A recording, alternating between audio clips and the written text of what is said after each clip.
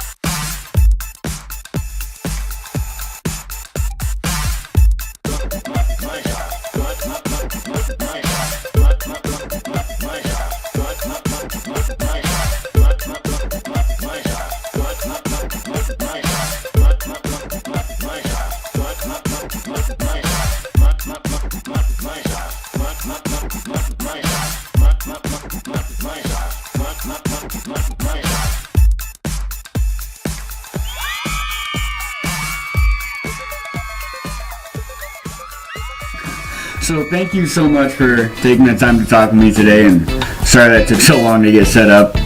That's right. It's all good. Hi. Hey. Hey. All right, say hi and then you gotta go. Hi. Okay. All right, so we got Gina Cutillo on for HJTV today for our Celebrity Interview Season 2 premiere. So we're gonna jump right into the first question. So what got you into wanting to become a recording artist? Oh my, that's a big one.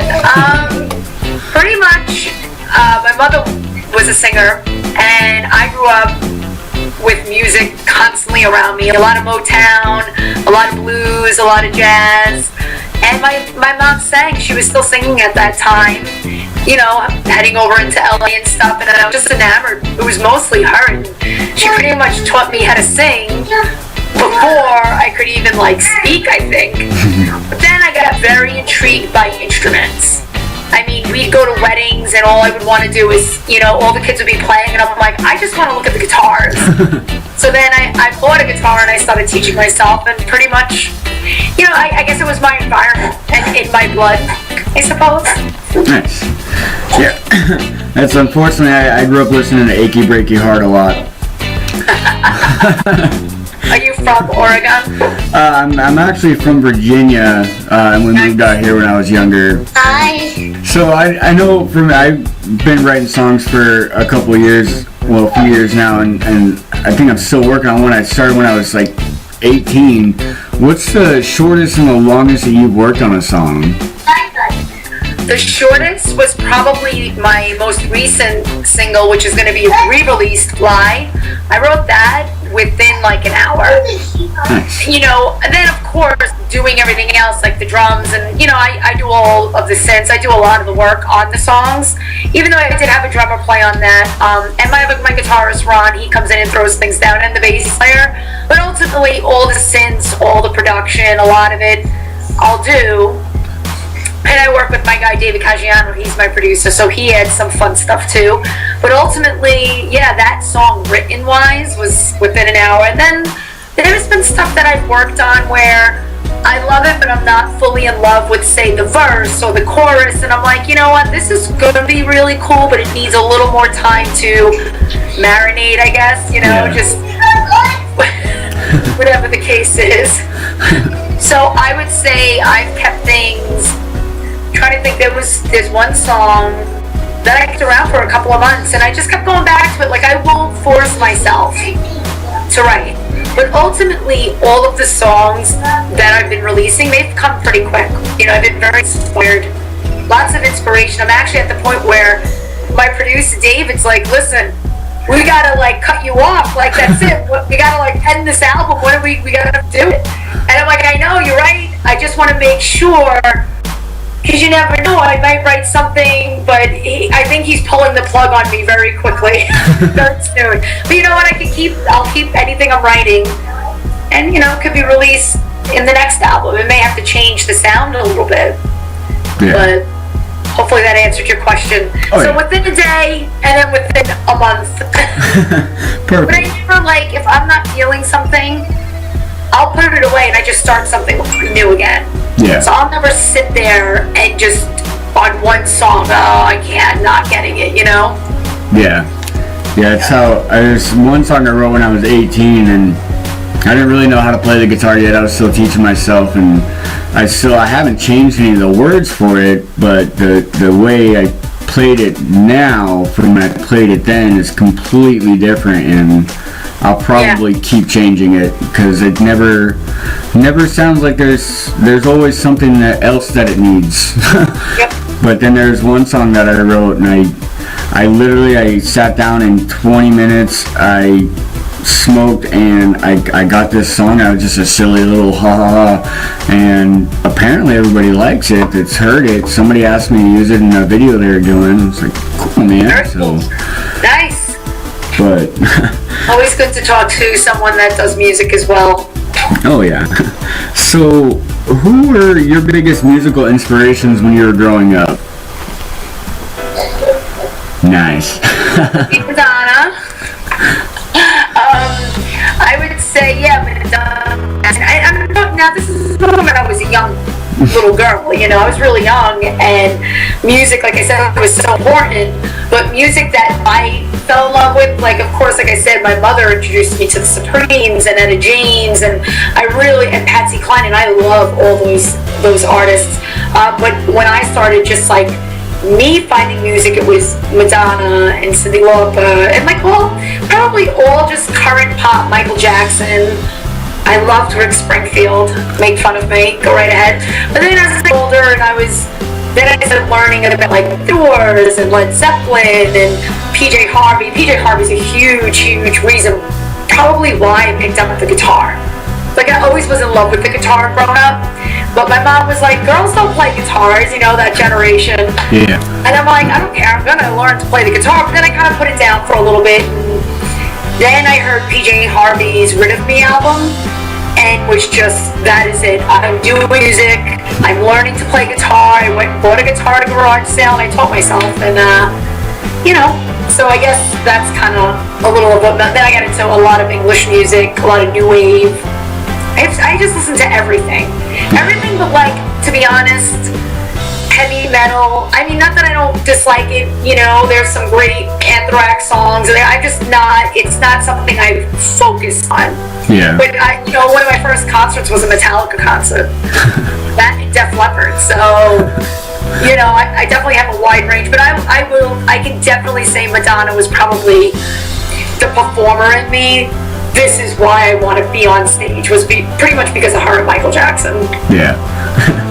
Yeah, it's when people ask me, like, who's your favorite band? I'm like, it's hard. I love so much music, from the oldies to... It's impossible. I mean, Prince, huge. I mean, I performed with him on stage. He pulled me up, and I danced with him for like 15 minutes on stage, and that was amazing. So, you know, like right now, I'm really loving Ellie Goulding. So, and it really, so much Beyonce. I listen to everything. I think I listen to pretty much everything, like I said, besides heavy metal. Like I really just not that I dislike it, but you know, it's just not in my repertoire right now. Maybe in a couple of years. Yeah, right now once the kid gets bigger and starts driving me crazy, I might start. Then all that yelling will make sense. Yeah. So, what's been one of your favorite memories since you've become a recording artist, or even when you were starting to learn? Probably one of my favorite being on Warped Tour. Ooh. Yeah, with Katy Perry and Paramore, and you know, just really learning a lot from being on tour like that, seeing how things work. So that pretty memorable. I guess performing for David Foster in LA, that was pretty cool. I don't know, like you know, it's hard. I'm like, let me go. Hearing my song on the radio, hearing my songs on TV, those are all like wow, big wow moments. But I will say, you know, being on tour, on Warped Tour, you know, traveling across country in a bus with my band, that was such an awakening. Like if you could do that, that means that you could do it. But it was great to sit there and, you know, be backstage and watch Katy and her band and kind of grow from them. But then I found out the guitarist wound up seeing us live and told her, she was just starting out, told her, go check out Gina Cutillo, that's how you perform, because she was just the studio baby. So it was kind of, you know, lots of learning, cool stuff. I would say that's it, like as a recording artist, you know. Nice. Writing the stuff I'm writing now is kind of wowing me too, because it's cool and different, and you know, just when I think I've done what I'm like, oh, what else am I gonna write, you know? Then a whole new thing then I have a whole new sound. Yeah. Perfect. Yeah. So that actually was a perfect segue into the next question too. How is life on the road? It's rough. It's you know, right now I'm not on the road because I'm in the studio, so I kind of miss it a little bit. But it's difficult. You know, it's amazing and it's fun and exciting and exhausting. You know, if you go on, especially Warped Tour, they say if you can handle Warped Tour, because it's like probably the most grueling tour. It's the summer, the date, you're playing every day. They're so close, you're not really getting any sleep. I remember playing Colorado and it was like a fog. That could have been because of all the pot. Not me, I don't smoke pot, but I'm just saying because it wasn't illegal when I was touring there, but yeah. Anyway. Oh, I never stopped. It's grueling. If you go on tour, that's where you'll be able to tell whether or not you could do this. Yeah. Perfect. Yeah. So, is there any advice that you would like to give any viewers, any of the fans that maybe have an inkling and wanting to record or going on the road or any of this stuff? What, like, advice? Yes. Well, I would say, hold on 1 second, alright, I'm taking you through my house, here's the tour, we could do like MTV Cribs. Awesome. I would pretty much say, I'm just gonna set myself right here. Alright. Well, it depends. I mean, what, a band that like just wants to tour? What's my advice to them? I pretty much would say, enjoy yourselves. Be careful, because I've seen a lot of bands get crazy, and you know, it's part of it. The alcohol is there, and I'm sure there are drugs. Again, like I said, I'm you know, I definitely have drinks and stuff, but I'm not a drug person, but I can see how easily people can get into it. But I don't know what kind of advice you mean, like in the sense of how to get there, how to tour? Yeah, I guess so. I guess, you know, getting into it, and if they're wanting to actually, you know, get into recording and being a musician rather than just... Well, first off, I would say definitely work on your writing. decide what you want, like what your sound is, I guess, what genre you kind of want to do, and write and write and write and more write. And then the next big thing, because you can have the greatest sounding song, you gotta, one, get it recorded. A lot of people, they record in their basements now because we all have it. I do too. All my demos are recorded here, and a lot of my tracks, I send the whole session over to my producer, and then we use a lot of those tracks, but we re-record the vocals, and he then medals and things. Like, don't be mistaken by that you still need a professional or someone outside of yourself to give you some outside advice on what really needs work on the song, on your songs, because unless you are someone like Prince, everyone needs someone to say, listen, that kind of sucks. What of that is there? Or try doing this, whatever. So I would say work on your music, get it recorded properly so it sounds good. You don't want to, if things sound like a demo, they're going to get treated like a demo. Yeah. And then the other thing is networking. Most of what people get is from networking and meeting the right people. So always putting yourself out there. I mean, a lot of my success from doing that, really taking time, working on my songs, getting them recorded properly, getting them mastered properly, like using professionals to help me, and then networking, meeting people, and obviously I had good music, so then I would know a couple of guys, and they'd be like, all right, we'll introduce you to this person, now it's up to you to make the connection. So stuff like that, go to conferences, and then, it's easy when you put yourself out there. You can't just record music, put it on, Instagram or Twitter and think that's that's less than that. Oh yeah. My advice would network. Well, make sure your product sounds good first. And then network. Meet other friends. It depends. Like me, I'm not in the place where I'm gonna go up and down the East Coast, in a van with no money playing to beer. I mean, those days are over, and now it's at a wholly other level. But there are bands that do that too. I just think in this day and age with the internet that we have, you can reach probably more people. So the best bet is, to me, is always the song. Even if you're writing thrash metal, listen to the best thrash metal bands and emulate what they're doing. Like, I get fans that message me a lot. I message, it's funny because people are like, is it really you? And I'm like, yeah, it's really me. And they'll ask me, what should I do? How do I, and I'm like, well, find a band that you love, and emulate, find out how they got there, or emulate their sound, and just don't copy it, but see how, professional it sounds, hear how they write in verses and choruses, and kind of, use that as a roadmap. Perfect. I go on and on and on and on. I can go on about this stuff. That's perfect, actually. So thank you so much again for taking the time to speak with me. Oh, absolutely. And it was an honor to have you on our show. Maybe we can set up another interview for a few months down the road and yeah, see what you're up to. And minus the little one, and then new music coming out very soon. So perfect. Once I get that out, we'll talk more. Right, perfect.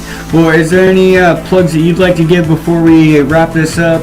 Yeah, I'd like to shout out to my band, always. Ron Labriola, Zeke Zoric, and Rob. I'm not even going to try to say your last name. I'm going to call him Rob, the drummer from Brooklyn. He's a new addition. Nice Italian boy. But yeah, definitely check out my Instagrams, check out Facebook, Snapchat, everything Gina Cutillo. I'm out there, and you'll hear a lot more music and stuff from me very soon. Perfect.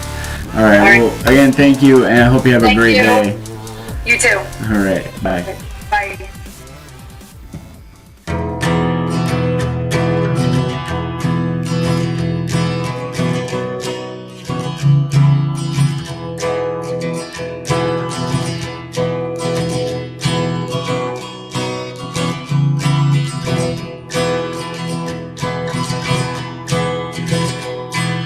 Walking home late late one night I stopped and got into a fight,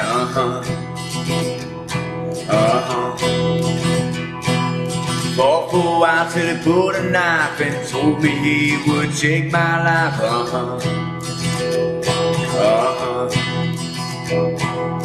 Took a minute to hit him in the face, take his knife and his life away,